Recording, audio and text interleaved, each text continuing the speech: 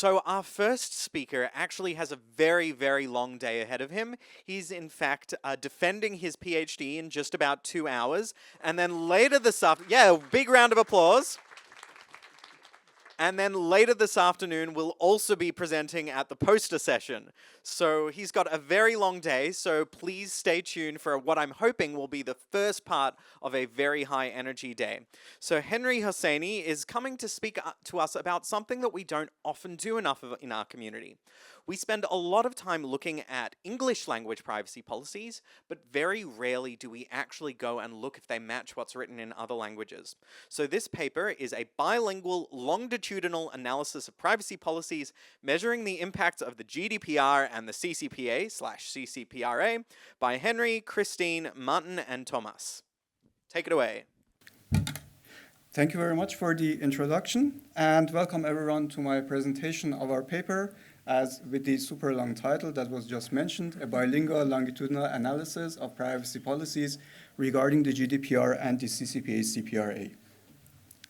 So you might have encountered when you skim through homepages, in the footer of those homepages, the following links that you see here on your screen that are related to opting out of selling or sharing personal information, which is related to California's CCPA/CPRA, so that the consumers can opt out of selling and sharing.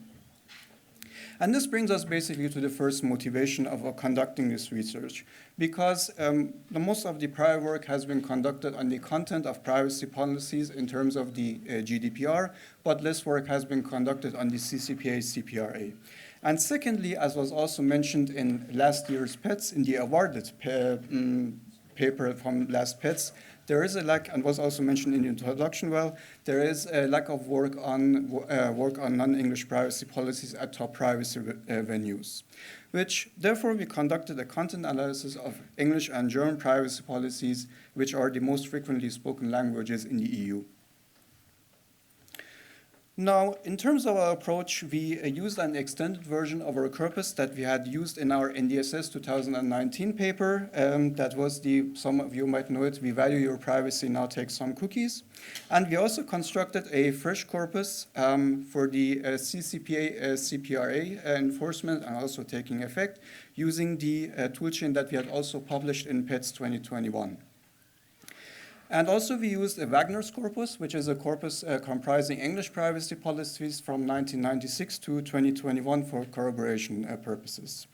Now, one of the properties of our analysis is that we only consider intersecting privacy policy domains, meaning that for each corpus and for each language, we only consider privacy policy domains that occurred at all time points of data collection. Now, in terms of method of analysis, we wanted to be independent of any sort of dictionaries, word lists, or deep learning models. And therefore, we opted for using keyness analysis, which is a measure in corpus linguistics in order to identify terms and phrases that stand out while comparing to corpora. And the metric that was used was the Bayesian information criterion, which is a statistical measure in order to, which basically points out the amount of evidence that exists against the null hypothesis being that there is no difference in the occurrence of two terms. And we also, for measuring the difference in terms of the occurrence of the terms, we use the log ratio effect size. Now, another property of our analysis is that we consider n-gram types instead of frequencies, meaning that we only consider we only count each n-gram only once per privacy policy, which enables us to map the occurrences of the n-grams to the privacy policies. We also relied on more modern approaches. Here you see BERT topic, and BERT topic is a topic modeling method that in comparison to traditional topic modeling has the nice advantage that it does not need the number of topics to be predetermined in advance. And this whole method was fully automated except for the interpretation of the results. Let me just briefly show you what I mean when I said that we compare to corpora. So We have here the GDPR corpus and our CCPA CPRA corpus, each containing English and German privacy policies. And we split these corpora based on the enforcement of the respecting regulation.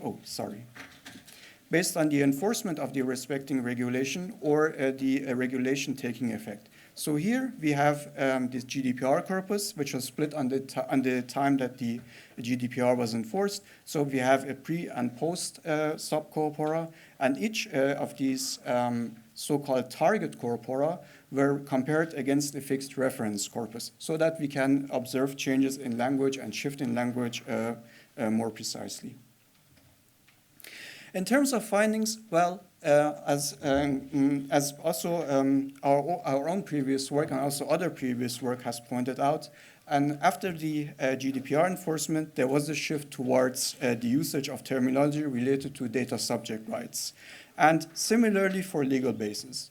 But what we discovered was that English privacy policies had a much more descriptive approach towards describing the legal basis or the data subject rights, while the German privacy policies were directly referencing to the respective articles, paragraphs, and subcases. For example, here, for Article 6.1a, you see here, which is about consent. This was an example of how German privacy policies refer to the provisions. Now, in terms of the CCPA CPRA analysis, well, we did not observe a shift in terms of the magnitude that we observed for the GDPR. After the CCPA enforcement on July 1st, 2020, we observed a slight increase in terms of the CCPA-related phrases that you see here. We had another sample from February 2021, a similar picture, and we applied the same method also on Wagner's corpus, same picture again, but in early 2023, when the CCPRA took effect, we observed a substantial shift towards the usage of CCPA CPRA terminology, which is very likely due to the fact that the companies and businesses were preparing for the CPRA enforcement. And well, for the German privacy policies, we did not observe any CPRA-related phrases. Let's talk about topic modeling and the CCPA and the CPRA's CCPA CPRA corpus. So, well, as you might expect, we observed topics that were related to CCPA CPRA. For example, Californian residents, response to verifiable consumer requests, and also opting out of sale of personal data. For the German portion of this corpus, we, for example, observed that, well, the EU-US Privacy Shield, which was also invalidated in July 2020, we observed that there is a decrease in the prevalence. But what I would like to draw your attention to is this specific topic, opt-out cookies. And you see that it's also decreasing here.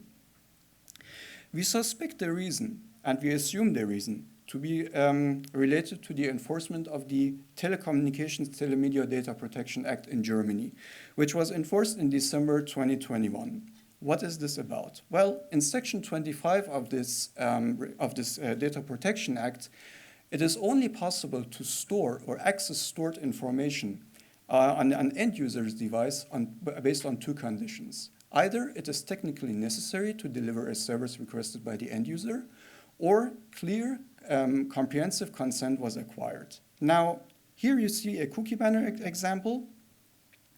And you see here that these checkboxes were selected. Now, if you were following the Planet 49 court case, and you probably know that these pre-ticked checkboxes were declared to be not conform, not showing consent, and therefore we assume that there is a connection so that the occurrence of opt-out cookies in privacy policies decreased.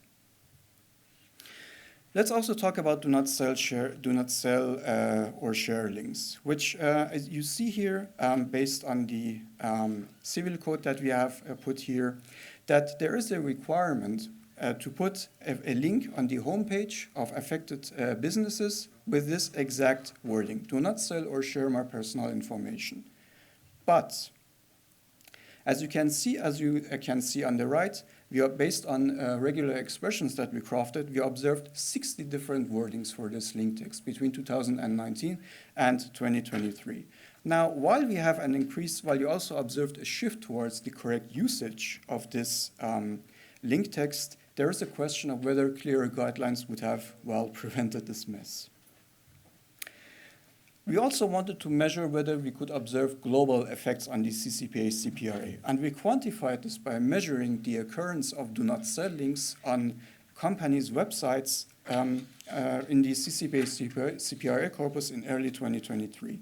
And in order to identify these companies, we used the free company dataset, which also contains the headquarters of the companies. Well, in the United States, as you probably would expect, we have the most occurring companies that had do not sell link in California, but also other tech or economical or political hubs, like, for example, New York, Massachusetts, Washington, and Texas had also included many companies with this specific link. And in terms of worldwide effects, we also observed companies that were headquartered in the UK, in Canada, in Germany, India, France, and many other countries that you can see here on the map. Thank you very much for your attention, and let me just list the takeaways in case that you joined late. Thank you.